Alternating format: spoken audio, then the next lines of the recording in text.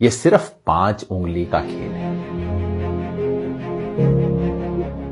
आप सुनते होंगे CAA, NRC, NPR और सोचते होंगे ये खेल क्या है, इतने सब शब्द हैं, समझ नहीं आता। वैसे बड़ा साधारण सा खेल है।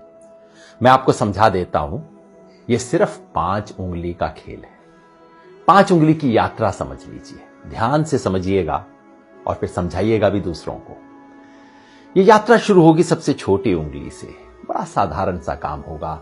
अप्रैल के महीने में आपके घर कोई आएगा, सरकारी कर्मचारी, हो सकता है स्कूल के टीचर कोई आए, कहेंगे हमें आपके घर सिर्फ गिनती करनी है कितने लोग रहते हैं। बस नाम पूछेंगे, कब पैदा हुए ये पूछेंगे, ये भी पूछेंगे कि आपके माता पिता चाहे हैं या नहीं है अभी, वो कहां पैदा हुए थे, कब पैदा हुए थे।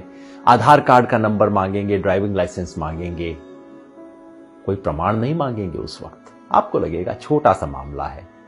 ये छोटी उंगली का पहला कदम ये है NPR वाली छोटी सी उंगली। फिर दूसरी उंगली ये D वाली उंगली है। D क्यों?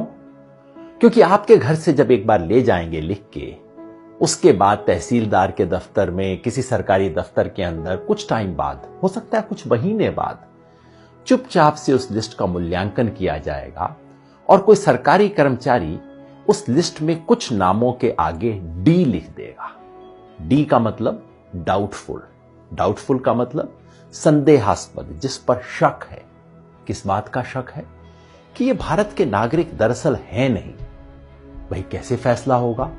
कानून में कहीं नहीं लिखा कैसे फैसला होगा। हो सकता है आप अपने माता पिता की आयु नहीं बता पाए हो, कहां पैदा हुए हैं नहीं बता पाए हो सकता है आधार कार्ड आपके नाम से इशू हो लेकिन आपके पास नंबर ना हो, कुछ भी हो सकता है। किसी भी आधार पे D लगा दिया जाएगा, आपको पता भी नहीं लगेगा, कोई आपसे पूछने भी नहीं आएगा और मामला तीसरी उंगली पर पहुंच जाएगा। ये तीसरी और बड़ी उंगली है, ये है NRC वाली उंगली। जिन लोगों के नाम के आगे D लगा होगा, समझ लीजिए आपके मोहल्ले में 500 लोग हैं, 1000 लोग हैं, उनमें से 50 के नाम के आगे D लग गया। उन 50 लोगों को चिट्ठी आएगी, पूरे परिवार में नहीं। हो सकता है परिवार में बहू को चिट्ठी आए, बेटे को ना आए, बाप के नाम चिट्ठी आए, पोते के नाम चिट्ठी ना आए। कुछ लोगों के नाम चिट्ठी आएगी और उन्हें कहा जाएगा, नोटिस दिया जाएगा, अब आप साबित कीजिए कि आप भारत के नागरिक हैं। कैसे साबित करेंगे? सरकार ने आज तक नहीं बताया। हमारे पास सिर्फ एक असम का उदाहरण है जहां पहले हुआ है NRC, और वहां क्या हुआ था?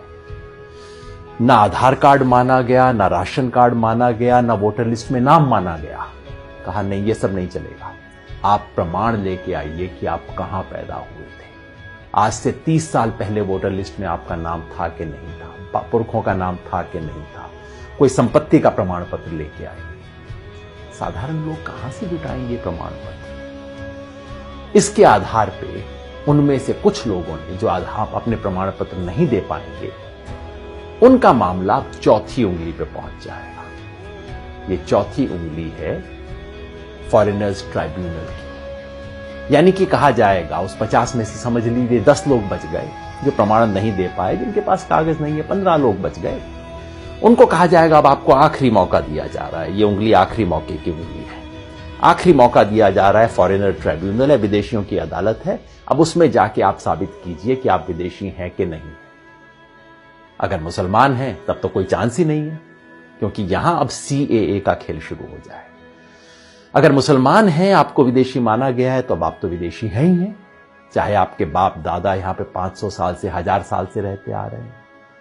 अगर मुसलमान नहीं भी हैं तो पता है क्या है, आपको ये साबित करना पड़ेगा कि आप बांग्लादेश, पाकिस्तान, अफगानिस्तान से आए। अब आप सोचिए, बिहार यूपी में रहने वाले लोग, नेपाल की तराई में रहने वाले लोग, श्रीलंका में रहने वाले लोग, श्रीलंका के पास तमिलनाडु में रहने वाले लोग कहां से साबित करेंगे भाई कि हम पाकिस्तान से आए, बांग्लादेश से आए, अफगानिस्तान से आए?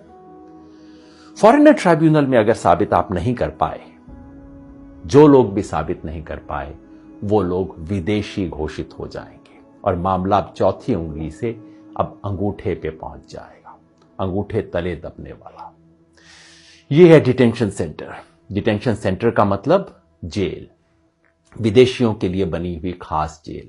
भारत सरकार इसके नियम बना चुकी है। डिटेंशन सेंटर आसाम में बन चुका है, कर्नाटका में काम करना शुरू कर चुका है, बाकी 10 राज्यों में बन रहे हैं डिटेंशन सेंटर। जिस व्यक्ति के पुरखे पता नहीं कब से यहां पे रहते आ रहे होंगे, उसे अपनी ही मिट्टी में विदेशी बना के डिटेंशन सेंटर में डाल दिया जाएगा। यह है खेल। शुरू होगा छोटी उंगली से, एनपीआर से, और खत्म होगा कुछ लोगों के लिए। हो सकता है 1000 में से 1 लोग, हो सकता है 1000 में से 2 लोग डिटेंशन सेंटर में बने। क्या ये चाहते हैं? अगर नहीं चाहते तो इसे रोकने का एक ही तरीका है। ये 5 उंगली का खेल कैसे रुकेगा? जैसे ही पहली उंगली मोड़ने की कोशिश हो, आप 5 उंगलियां कर लीजिए बंद, मुट्ठी लीजिए कस और उठा दीजिए अपना हाथ। विरोध करना होगा, यानी कि जब पहली उंगली उठे एनपीआर वाली, एनपीआर का बायकॉट करना होगा। पूरे देश में जो नागरिकता संशोधन के बारे में आंदोलन चल रहे हैं, उन सब ने मिलकर कॉल दिया है। हम भारत के लोग, we the people of India, जो देश के 120 से ज्यादा संगठनों ने इकट्ठा होकर बनाया है, सब ने कहा है कि एनपीआर का बायकॉट करें। यानी कि जब आपके घर में कोई टीचर आए, कोई सरकारी कर्मचारी आए एनपीआर का डेटा लेने, प्यार से बात कीजिए, इससे बुरा बात करने की जरूरत नहीं। पानी पिलाइए, चाय पिलाइए, नमकीन भी खिलाइए। नमक खिलाना बहुत जरूरी है, क्योंकि ये संविधान का नमक खाते हैं, याद दिलाना है। ये कर्मचारी इस देश के कर्मचारी हैं, किसी पार्टी के नहीं है। सब कुछ दीजिए, प्यार से कीजिए, लेकिन कागज नहीं लिखवाएं। कागज में कोई सूचना नहीं देगी, क्योंकि एक बार सूचना दी फिर मामला आपके हाथ से बाहर। कागज नहीं लिखवाएं। और अगर वो कहें कि ये तो कानून है, आपको करना पड़ेगा, उन्हें प्यार से कहिए, मास्टर जी आपकी बड़ी इज्जत कर रहे हैं, लेकिन क्या करें, महात्मा गांधी की इज्जत थोड़ा ज्यादा करें। इस देश के राष्ट्रपिता ने कहा था कि अगर कोई असंवैधानिक, अन्यायपूर्ण कानून है, उसका विरोध करना हमारा अधिकार ही नहीं, हमारा कर्तव्य भी है, हमारा हक भी है, हमारा फर्ज भी है। इसी रास्ते पे हमें चलना होगा। याद रखिए, हम संविधान बचाने निकले। एक हाथ में तिरंगा, दूसरे में संविधान, मन में अहिंसा और जन गण मन का गान। इसी रास्ते पे हमें चलना है। ये लड़ाई में हम लड़ेंगे और निश्चित जीतेंगे।